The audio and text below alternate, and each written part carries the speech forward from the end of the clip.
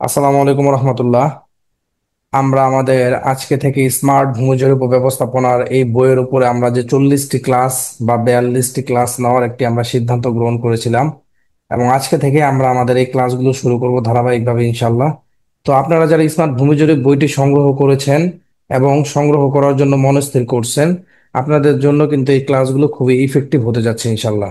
তার কারণ হচ্ছে আমাদের বইয়ের মধ্যে অনেক বিশ্লেষণাত্মক ব্যবহারিক আমরা ওইখানে প্রয়োগ করেছি, যেগুলো হচ্ছে যদি আপনার একটু বুঝাই দিই তাহলে আপনাদের ব্যাপারগুলো আরো সহজভাবে আপনারা এগুলা ক্যাচ করতে পারবেন। ঠিক আছে, তো এই চিন্তা থেকেই বা এই ধারাটা অব্যাহত রাখার জন্যই মূলত আপনাদের এই বইটির সাথে একটি সম্পূর্ণ কোর্স আমরা ফ্রিতে দেওয়ার চিন্তা ভাবনা করেছি, যাতে করে খুব সহজে সুন্দরভাবে এই বইয়ের সারাংশ বা সারমর্মগুলো আপনারা এই ক্লাসগুলোর মাধ্যমে বুঝতে পারেন। তো চলুন আজকে থেকে আমাদের প্রথম ক্লাস শুরু হবে, যেহেতু এই কারণে প্রথম ক্লাস আমরা একটু জাস্ট ডিসক্রিপশনটা একটু জানাই নিলাম। এবং সামনের প্রতিটি ক্লাস আপনাদের খুব মনোযোগ সহকারে করতে হবে, কোনো ক্লাস মিস দেওয়া যাবে না। আমাদের ক্লাসগুলো হচ্ছে ধারাবাহিক পর্ব ভিত্তিক আকারে আমরা সাজাবো ইনশাল্লাহ। তো আজকে থেকে আমাদের ক্লাস যেহেতু ফার্স্ট ক্লাস আমাদের, তো চলুন আমরা আমাদের প্রথম ক্লাসের আলোচনা শুরু করি। আচ্ছা, এখানে হচ্ছে আমাদের সর্বপ্রথম ক্লাস ওয়ানে আমরা যেটা শিখবো, ভূমি জরিপের মৌলিক ধারণা, অধ্যায় হচ্ছে আমাদের 1। ঠিক আছে, তো আমাদের এখানে সর্বপ্রথম আমাদের বইয়ের মধ্যে দেওয়া আছে ভূমি জরিপের সংজ্ঞা। তো ভূমি জরিপের সংজ্ঞার মধ্যে কি আমরা জেনেছি, সেটা হচ্ছে ভূমি জরিপ হচ্ছে একটি প্রযুক্তিগত প্রক্রিয়া যার মাধ্যমে ভূমির সীমানা নির্ধারণ করা হয় এবং আকার আকৃতির পরিমাপ নিরূপণ করা হয়ে থাকে। এবং এই জরিপের উপর ভিত্তি করেই আপনাদের একটি জমির ম্যাপ বা মানচিত্র করাও কিন্তু হয়ে থাকে। যেমন ধরেন আপনাদের বর্তমানে বিডিএস জরিপ চলমান রয়েছে। ঠিক আছে, তো এই বিডিএফ জরিপের সময় তারা কি করতেছে, সর্বপ্রথম হচ্ছে ভূমি জরিপের কাজটা সম্পন্ন করতেছে। জরিপ কাজ সম্পন্ন হয়ে গেলে তারা কি করবে, একটি খতিয়ানের গেজেট এখানে পাবলিশ করবে। পাবলিশ করার জন্য, পাবলিশ করার পরে তারা একটি কি করবে, একটা নকশা বা ম্যাপ প্রণয়ন করবে। ঠিক আছে, যখন হচ্ছে কারো কোনো কন্ট্রাডিকশন থাকবে না,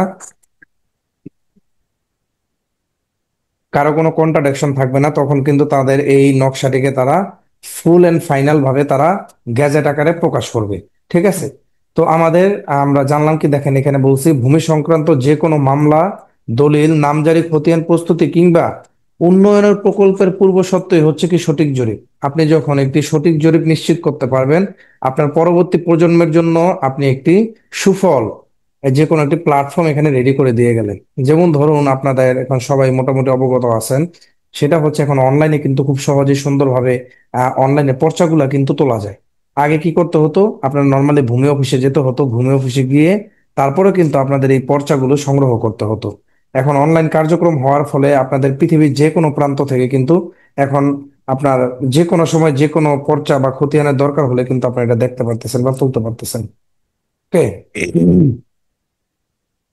আমরা আমাদের 2 নম্বরে লিখেছি, সেটা হচ্ছে আমিনকে। আমিন হচ্ছে একটি আরবি শব্দ, এর অর্থ হচ্ছে বিশ্বাসী বা সত্য রক্ষক।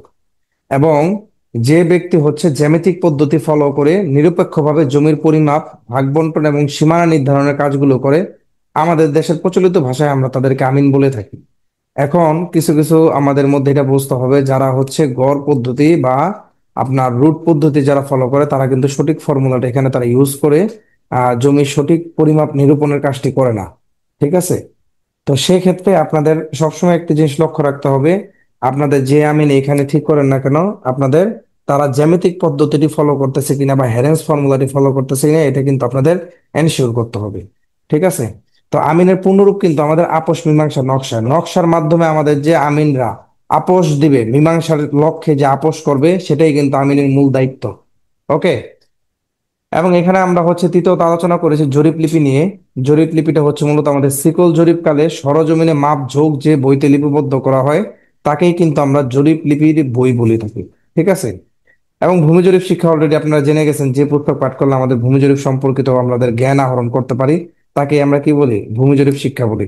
এখন এটা অনলাইন প্ল্যাটফর্মের মাধ্যমে হতে পারে, যেমন হচ্ছে আপনারা এখন কি করতেছেন, অনলাইনে ক্লাস করার মাধ্যমে এই বিষয়গুলো শিখতেছেন, এটাও কিন্তু একটি ভূমি জরিপের শিক্ষার অন্তর্গত।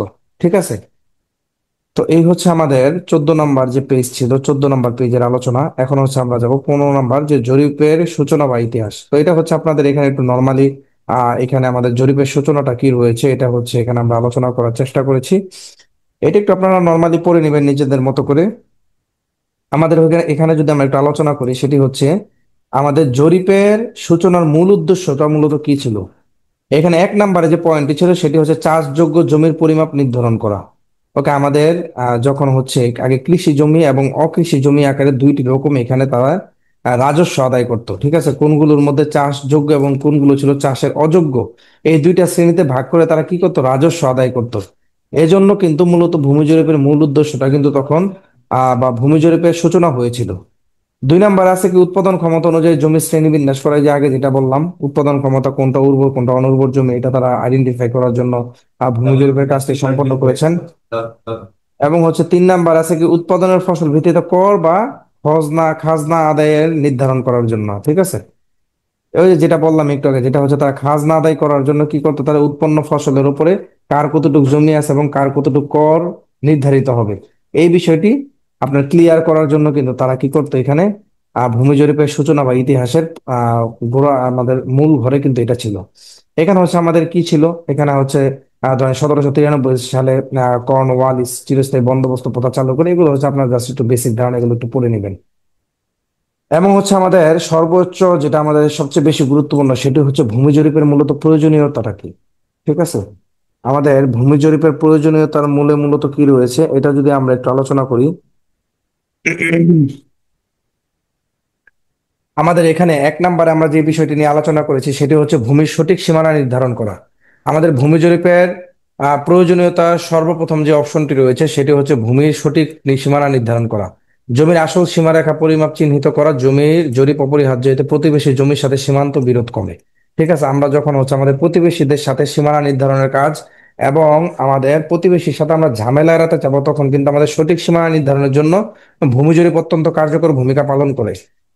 দুই নাম্বার আমাদের রয়েছে মালিকানা প্রমাণ রেকর্ড সংরক্ষণ।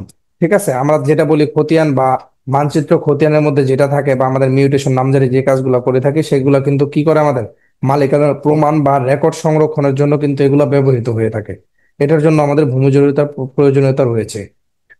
জমি ক্রয় বিক্রয়ের স্বচ্ছতা, যেমন ধরেন আপনি একটা মালিকের কাছে হচ্ছে জায়গা বিক্রি করছেন, সেক্ষেত্রে কিন্তু আপনার কি করতে হবে, তাকে জায়গাটি সঠিকভাবে পরিমাপ করে কিন্তু বুঝিয়ে দিতে হবে। তাহলে কি বোঝা গেল, জমি ক্রয় বিক্রয়ের জন্য কি আমাদের জমি ক্রয় বিক্রয়ের জন্য আমাদের ভূমি জরিপটা কিন্তু গুরুত্বপূর্ণ। সরকারি উন্নয়ন কর্মকাণ্ড, যেমন ধরেন আপনার রাস্তা, সেতু, খাল, বিদ্যুৎ লাইন, এলজিডির যত প্রকল্পের কাজগুলো করে, একোয়ার স্যাংশনের যত কাজগুলো আছে, সেগুলো যেগুলো সরকারি প্রকল্পের কাজ। ঠিক আছে, সরকারি প্রকল্পের যে কাজগুলো রয়েছে এগুলো করার জন্য কিন্তু আপনার আইডেন্টিফাই করার জন্য জমির অবস্থান এবং পরিমাপ নির্ধারণ করার জন্য কিন্তু ভূমি জরিপটা করতে হয়। এখন একটা লোকের থেকে কতটুকু জায়গা একোয়ার করে নিবে, এটা যদি আইডেন্টিফাই করতে না পারে সেক্ষেত্রে কিন্তু আপনার সঠিক জরিপ না হলে কিন্তু এটা সম্ভব হবে না। ওকে, আমাদের 5 নম্বরে যেটি রয়েছে সেটি হচ্ছে ভূমির বিরোধ সমাধান। আদালতের স্থানীয় পর্যায়ে ভূমি সংক্রান্ত বিরোধ নিষ্পত্তিতে জরিপ তথ্য প্রমাণ প্রধান প্রমাণ হিসেবে ব্যবহৃত হয়। জমি বিরোধ যখন আমরা সমাধানের জন্য আমাদের দেওয়ানি মামলা করে থাকি, তখন কিন্তু তারা কি করে, সিভিল কোর্ট কমিশন গঠন করে তারা একটি সঠিক সীমানা নির্ধারণের জন্য তারা কাজ করে যায়। এবং কার ভিতরে মূলত সমস্যাটি রয়েছে তারা কিন্তু এটি সর্বোচ্চ পর্যায়ে আইডেন্টিফাই করার চেষ্টা করে।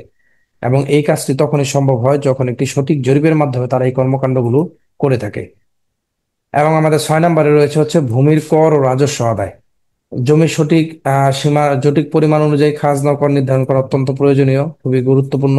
উত্তরাধিকার ও ফারাইজ বন্টন, আমরা হচ্ছে আমাদের মধ্যে যদি আহ বন্টন করতে চাই, আমাদের নিজেদের পারিবারিক ভাবে আমরা কলহ দূর করার জন্য যদি আমাদের নিজেদের মধ্যে শরিকানা ভাগ বন্টন গুলো করতে চাই, তাহলে কিন্তু উত্তরাধিকার বা ফারায়েজের যে বন্টনের নিয়মটি রয়েছে এটি কিন্তু আমাদের ফলো করতে হবে। এখন আমরা উত্তরাধিকার আইন অনুযায়ী জানলাম, যেমন স্ত্রী ধরেন কত 2 আনা জায়গার মালিক হয়, বা 8 ভাগের 2 ভাগ, 8 ভাগের 1 ভাগ সে মালিক হয়। সেক্ষেত্রে আপনি তাকে অংশটা যে বুঝাই দিবেন, এটা তো আপনার ভূমি জরিপ ছাড়া, জরিপ পদ্ধতি ছাড়া তাকে বুঝাই দিবেন কিভাবে? ঠিক আছে, এর জন্য কিন্তু ভূমি জরিপটা অত্যন্ত গুরুত্বপূর্ণ। পরিবেশ ও সম্পদ ব্যবস্থাপনা, ওই যে আগে যেটা বললাম, নদী, বন, জলাশয়, কৃষি জমি, জনবসতি সঠিক সংরক্ষণ এবং উন্নয়নে জরিপ অপরিহার্য ভূমিকা পালন করে। ঠিক আছে, তো আমরা আমাদের প্রথম ক্লাসে জানলাম কিভাবে আমরা আমাদের আহ ভূমি জরিপের বিষয়ে আমরা জানলাম, আমিনকে এটা জানলাম, জরিপ লিপিকে এটা জানলাম, এবং হচ্ছে ভূমি জরিপের সূচনায় মূলত কি ছিল বা কেন এটার ব্যাকগ্রাউন্ডে কোন কোন ডাটাগুলোর জন্য, মূলত কোন ইতিহাসটার জন্য আমাদের ভূমি জরিপের সূচনাটি হয়েছিল, এই বিষয়ে আমরা আলোচনা করলাম।